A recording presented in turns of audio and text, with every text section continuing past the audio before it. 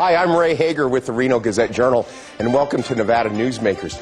Today we're going to talk about Nevada's neglected student body. Scott Craigie has the rundown. Well, Ray, you're right. It is a crusade, and it's a very interesting one. The interesting and very difficult thing to comprehend is that those children in school that are sometimes left out are, in this case, the gifted.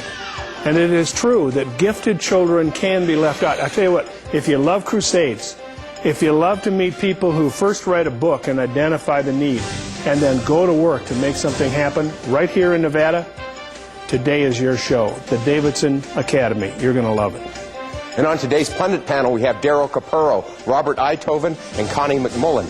So that's all coming up next, so let's roll on an all-new edition of Nevada Newsmakers.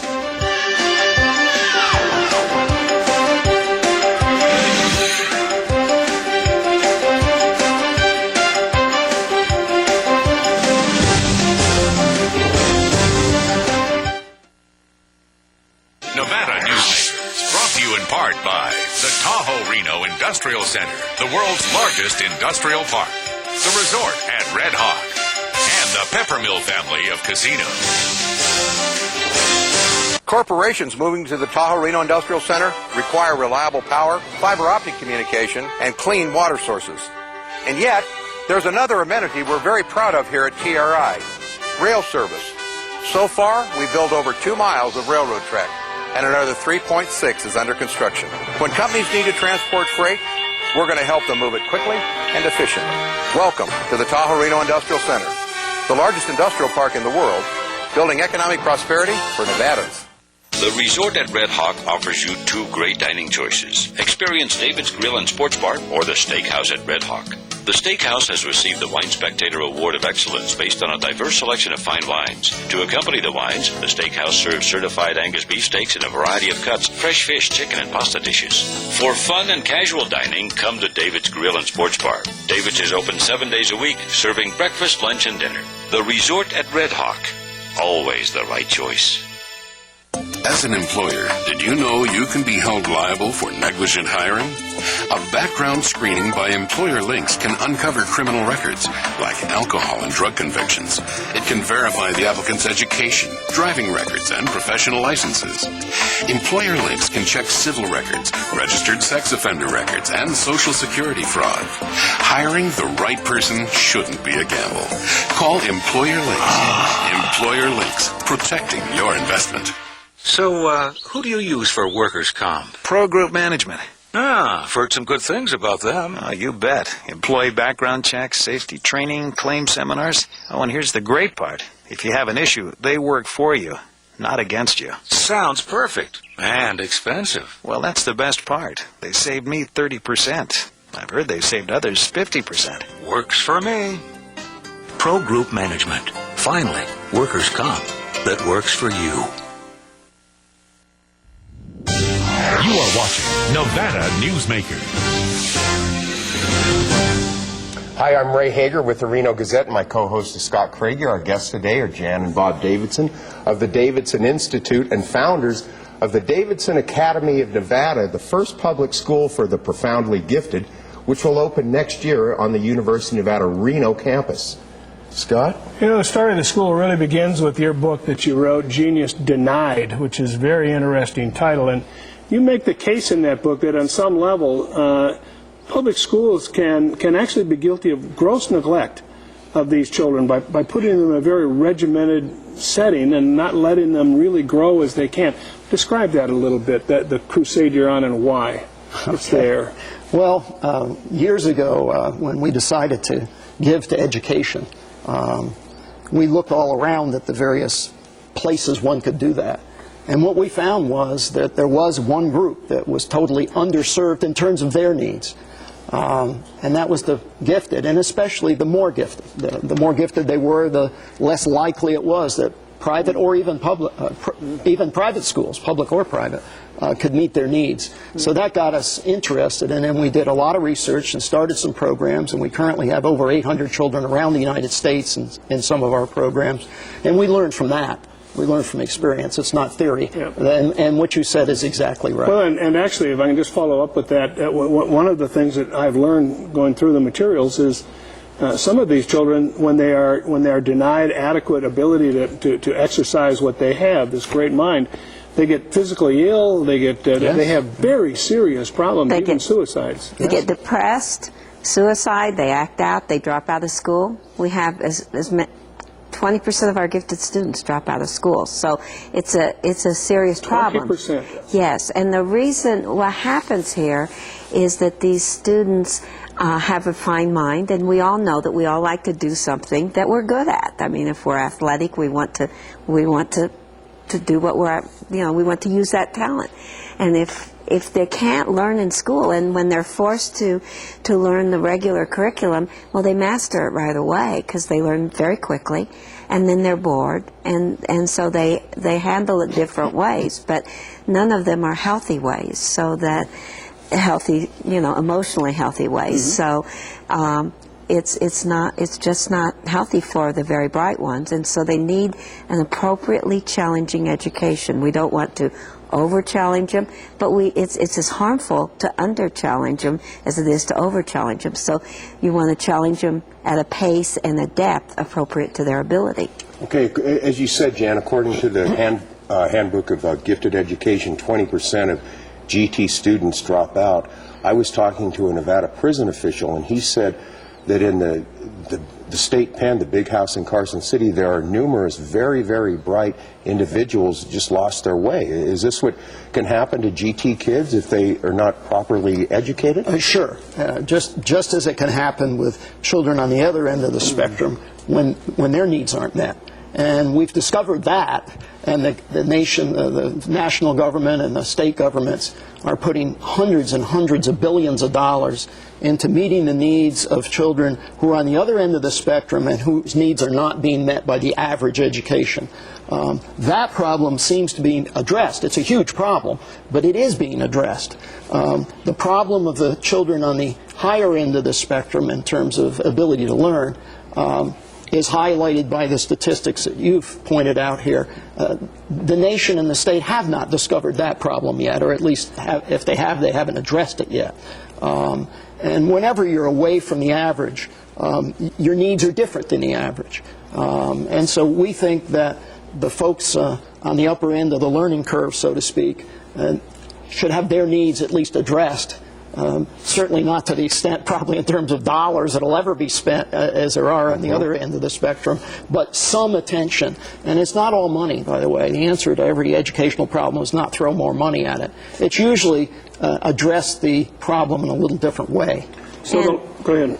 And one of those ways is to allow them to learn at a pace according to their ability, and it's very efficient to do that if you group them with their intellectual peers, and that's basically what the Academy's doing, except we're taking the very extremely bright children, the profoundly gifted, and providing them, then once we get them together, they'll be able to be with their intellectual peers, but they'll still be able to pursue their individual interests. We'll have an individual program for each student, an individualized learning plan for each student. So while they'll be with their intellectual peers, which encourages them to, they can bounce ideas off with each other, and it just is a great. So the legislature identified this as a need, authorized it with legislation that passed this session. The governor signed it.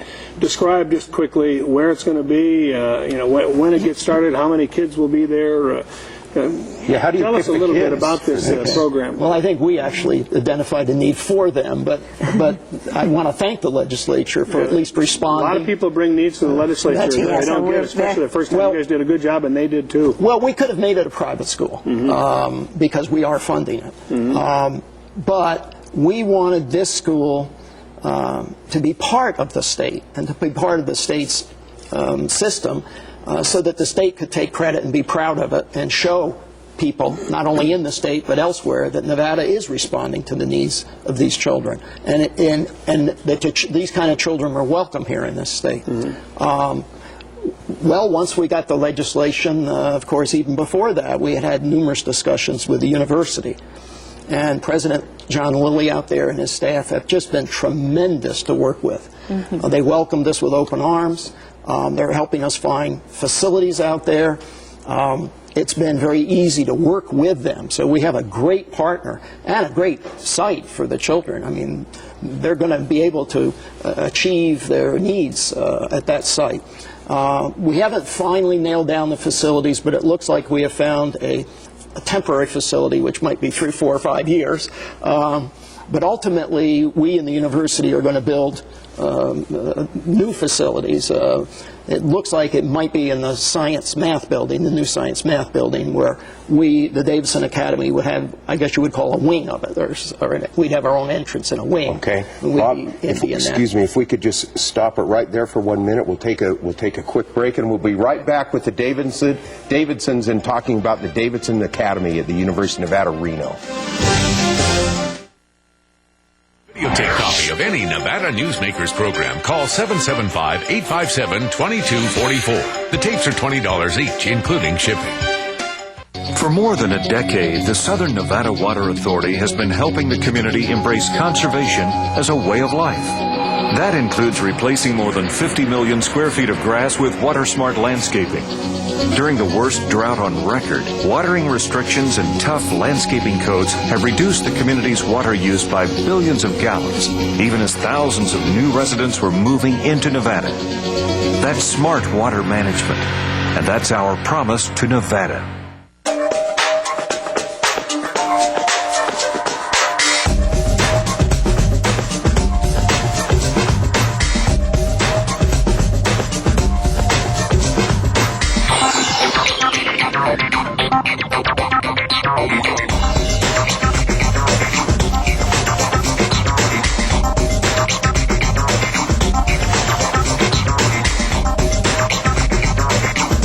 Happy Hour at the Peppermill.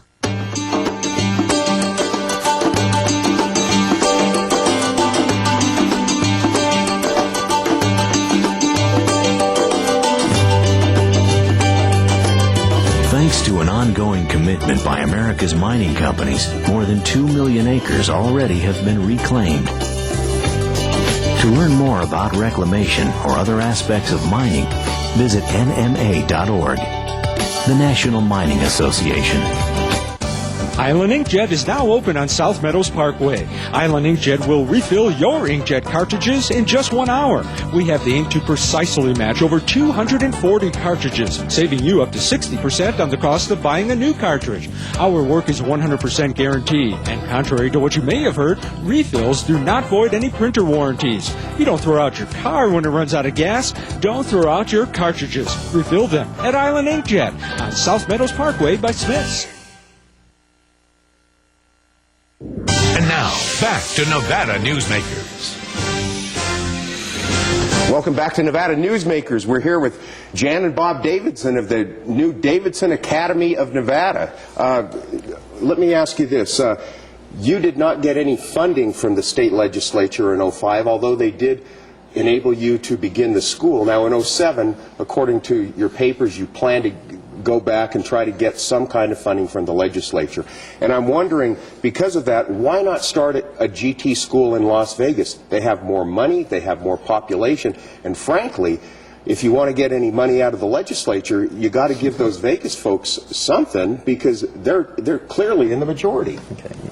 Jan, do you want to? First of all, we have the Davidson Institute. We live in northern Nevada, so we have the Davidson Institute, which we built the last 6 years with an outstanding team of professionals that are trained in serving profoundly gifted students right here in northern Nevada.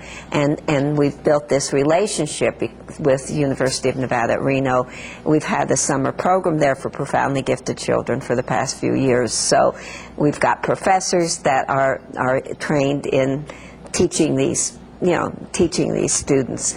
So we had a lot of things going here. And Bob and I, since we're paying for this and since we're very passionate about serving these kids, we wanted to be very hands-on. And this is where we live. This is where we have all these resources. So that's why we chose northern Nevada. Yeah. The school's open for anybody in the state of Nevada. Yes. And in our other programs, we currently have a number of kids from southern Nevada. And indeed, over time, you know, it's conceivable and possible that we would have programs in the southern portion of the state. But we have to crawl before we walk and walk before we run. And, well, there are probably many people that are watching this program right now that are probably thousands of them that are going, you know, my children would really want to know that. So how do you select the children? How do children get referred to this program? Well, we have a very extensive website with the qualifications on the website. And basically, the students take a test that's what we call an out-of-level test, which is when they take it, they like taking an SAT when they're younger than the normal SAT age. And based upon how they score in the top 99th percentile of that, then that makes them qualified. There's other qualifications too, and the best way is because it depends on the age of the child. We don't have a lower age. They must be able to do middle school work, so they can be younger than the normal 12 years old for 6th grade. But they need to go to the website, and the application's downloadable on the website, and all the information about the school is there, and that is www.davidsonacademy.unr.edu. Okay. Want me to repeat that? Sure, and we can repeat it at the end. Okay, that'd be fine. I want to put in perspective that we're really working at the very end of the spectrum. We just don't have enough resources for every gifted child, you know, across the country, or maybe even in Nevada. These are profoundly gifted children that are basically about 1 out of every 20,000 births or so. So it's fairly rare that you would come across this. And one of the benefits of the program is that these children get to meet other children like them. So these children could grow up to be the future scientific and technological leaders of our nation that may help us get back on top of technology, because we're really falling with the rest of the world. We certainly are. Our math and science graduates pale by comparison of those in India, China. They could grow up to be talk show hosts. Yeah, if they're dumb, they will. No, but that we are doing this for the students because they really need this. But we are also doing it for the nation because we believe that the nation needs to nurture talent. We need to nurture intellectual talent, and we don't do that in our public schools. Well, and just quickly, I can't imagine what this is costing the two of you, but knowing that you've invested in this is pretty miraculous. Looking long term, and you've just begged the issue, how do you reach out to people that are maybe in other states? Are you going to bring people in? Is it going to be through the university systems? Obviously, this is something that does need to be looked at by others, and maybe other experiments done. Have you thought about that, or are you just too enmeshed in getting started? No, we have. The qualifications, as I mentioned, are pretty high to get into the academy. So, and we have current programs with young children all over the country, about 800 of them, who could meet the qualifications for this school. And among that community, there's great interest. We're watching on the chat boards and that sort of thing. And so we expect numerous families to move to the state of Nevada and bring not only the smart parents, but the smart children here, and take advantage of this school. And I would guess, actually, a majority. Now, we're going to solicit as hard as we can within the state to get every child that's possibly qualified into this school, if we can. But we do expect some new Nevadans to come to the state. Okay, we're going to have to cut it right there. Again, the website is www.davidsonacademy.unr.edu. Okay, we'll be right back with our pundit panel, and we'll talk about Henderson Mayor Jim Gibson is ramping up his campaign today for governor. This is Nevada Newsmakers. Welcome to the Tahoe Reno Industrial Center, just 10 minutes east of Sparks. We're proud that Walmart and other Fortune 500 companies have chosen Tahoe Reno Industrial Center to relocate their businesses. We have sites from under 5 acres to well over 500 acres, and with all of the amenities that every successful corporation requires. Welcome to the Tahoe Reno Industrial Center, the largest industrial park in the world. and we're building economic prosperity for Nevadans. The Nevada Beer Wholesalers encourages the responsible consumption of beer. The Nevada Beer Wholesalers Association are sponsors and participants in many community-based efforts such as school education programs, safe ride home, recycling programs, alcohol-free after-prom and graduation parties, safe voting campaigns, and designated driver programs. They are family-owned businesses employing 2,000 Nevadans. They also collect and pay the state excise tax. The Nevada Beer Wholesalers Association, delivering more than just beer. And now, back to Nevada Newsmakers. Welcome back, folks, to our pundit panel. On today's panel, we have on our far right Connie McMullen, editor-publisher of the Senior Spectrum, Daryl Capurro, Nevada's leading trucking industry lobbyist, and Robert Uithoven, the chief of staff, the director of campaigns for Congressman Jim Gibbons, and, of course, Scott Craigie. Scott, you want to open it up? Well, it's interesting. Let's kick off from where we were with the people that were on as guests. Pretty interesting to see the public sector, the legislature, endorse a school like this, goes to the university. Just generally, this is a very interesting move for the state of Nevada. Well, I think it accomplishes a lot when you get some people that are willing to put private money into a program. And I think the state may follow with some support down the road. I think taxpayers are willing to support a program like this. I'd like to congratulate you on an excellent interview with the Davidsons. I had said on a program, this program that I appeared on quite some time ago, that one of the most neglected areas of education is the gifted area. And so I applaud, the interview and the intent for the school. I think it's great for the state of Nevada. You really have to commend these people for the passion they have bringing this segment, these children, to this state, because it will raise the bar as far as the education level. And that has been the goal of the state, from what I understand, to improve on the quality of students that we do have here. This probably will do it. And people know we're falling behind other industrialized countries. I mean, that's not a political issue. It's not a partisan issue. We're falling behind a lot of developing nations right now, and really need to do something about it. Okay, well, let's turn to a political issue now. Yeah, let's look at the same thing.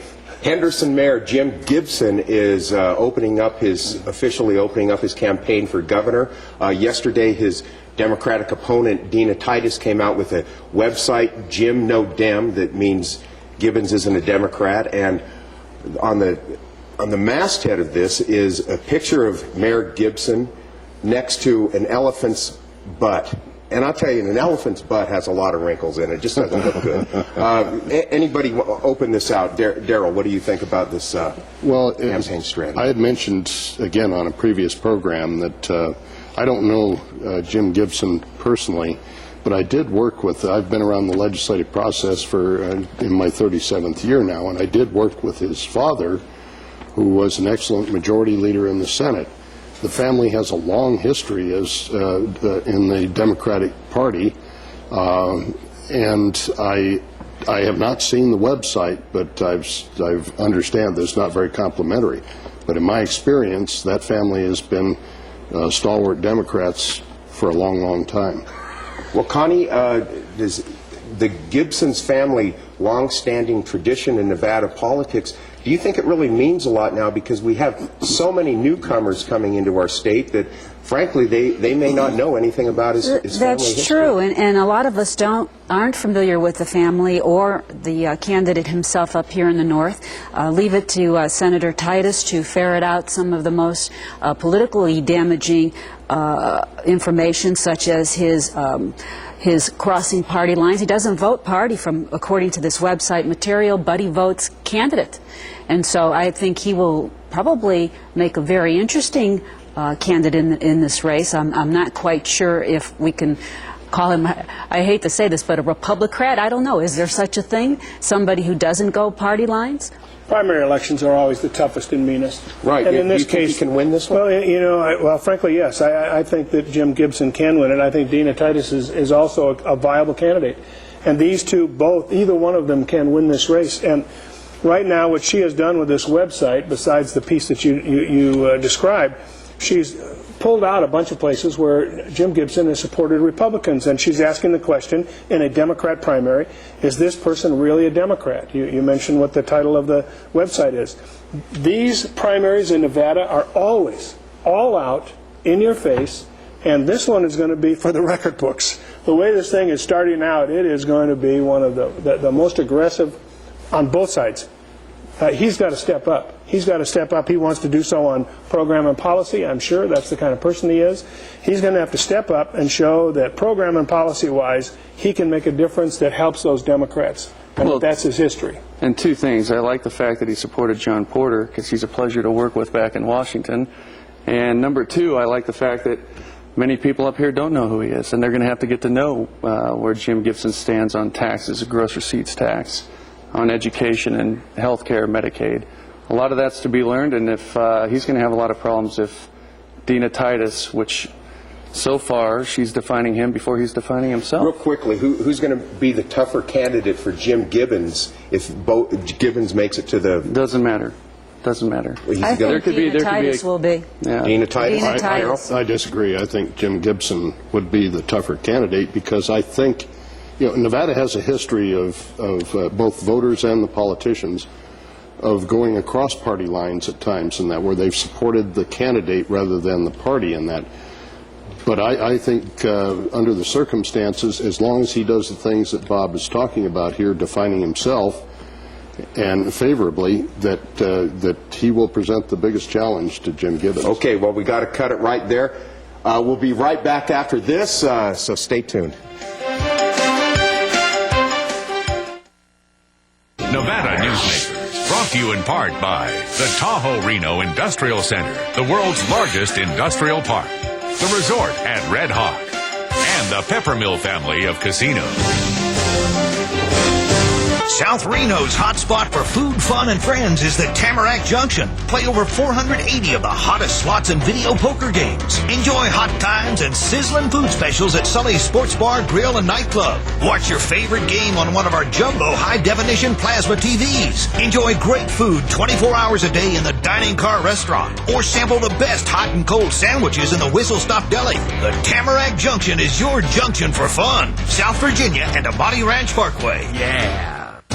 Island Inkjet is now open on South Meadows Parkway. Island Inkjet will refill your inkjet cartridges in just 1 hour. We have the ink to precisely match over 240 cartridges, saving you up to 60% on the cost of buying a new cartridge. Our work is 100% guaranteed, and contrary to what you may have heard, refills do not void any printer warranties. You don't throw out your car when it runs out of gas. Don't throw out your cartridges. Refill them at Island Inkjet on South Meadows Parkway by Smith's. Reno's best dining values are all at one casino, the Peppermill. You can enjoy great savings on our popular specials. Peppermill's coffee shop offers daily lunch specials, low-carb dining, and all your favorite comfort foods. You'll find sensational lunch specials featuring Reno's freshest seafood, sushi, pasta, and more at Oceano. And early bird specials at Reno's Premier Steakhouse and Romanza Ristorante Italiano. The best values are at the Peppermill. Where are you dining? Hey, thanks for watching. Next week, we're going to have Henderson Mayor Jim Gibson. Don't miss it.